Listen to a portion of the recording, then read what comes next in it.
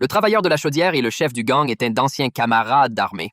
Grâce à leur relation, le chef du gang profitait souvent de la chaudière pour éliminer des objets compromettants. À chaque fois, il affirmait que ces choses devaient être détruites, et Anton ne posait jamais de questions. Il se contentait d'écrire son propre roman, se consacrant à raconter les injustices subies par les Yakoutes, espérant qu'un jour, il pourrait publier son livre et rendre ses histoires publiques. Le chef du gang connaissait bien cette passion d'Anton.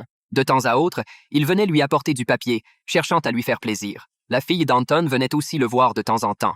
À chaque visite, elle réussissait à vider son porte-monnaie. Anton aimait profondément sa fille, et bien qu'il souffrait de la faim, il lui offrait toujours ce qu'il y avait de mieux. Cependant, le comptable de la chaudière était un homme perfide. Il savait qu'Anton était un simple ouvrier et profitait de cela pour lui retarder ou sous-payer ses salaires, tantôt discrètement, tantôt ouvertement. Cette fois-là, lorsqu'Anton ne pouvait plus rien donner à sa fille, elle lui parla alors d'une autre affaire. Elle lui annonça qu'elle était enceinte de son petit ami et qu'elle comptait épouser ce Russe. Ainsi, elle pourrait enfin échapper à la honte d'être Yakoute. Anton sembla comprendre et n'opposa aucune objection à ce mariage. Ce qu'Anton ignorait, c'est que le prince charmant de sa fille n'était autre qu'Ilya, un membre de confiance du chef du gang. Ilya était un homme dur, qui accomplissait toujours ses missions avec efficacité et discrétion. Après chaque tâche, il ramenait les corbes pour les faire disparaître dans la chaudière d'Anton. En réalité, ils s'étaient croisés à plusieurs reprises sans qu'Anton le sache. Mais Ilya, tout en fréquentant la fille d'Anton, menait une double vie et avait aussi une liaison avec Olga, la fille du chef du gang.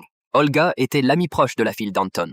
Ensemble, elles tenaient une boutique de fourrure. Bien qu'elles fussent bonnes amies, Olga n'égalait ni l'intelligence commerciale, ni la beauté de la fille d'Anton. Cependant, Olga était une femme extrêmement manipulatrice. Lorsque Anton offrit une paire de belles chaussures à sa fille pour son anniversaire, Olga, jalouse, demanda à son propre père, le chef du gang, de lui acheter une paire encore plus belle. Après avoir obtenu gain de cause, Olga se rendit chez sa meilleure amie, toute excitée de lui montrer ses nouvelles chaussures. Mais lorsqu'elle ouvrit la porte, elle fut surprise de découvrir Ilya, tout couvert de sueur. Ilya, sans dire un mot, la fixa un instant et referma la porte d'un air froid. Ce geste laissa Olga profondément attristée, et son ressentiment monta en elle jusqu'à exploser.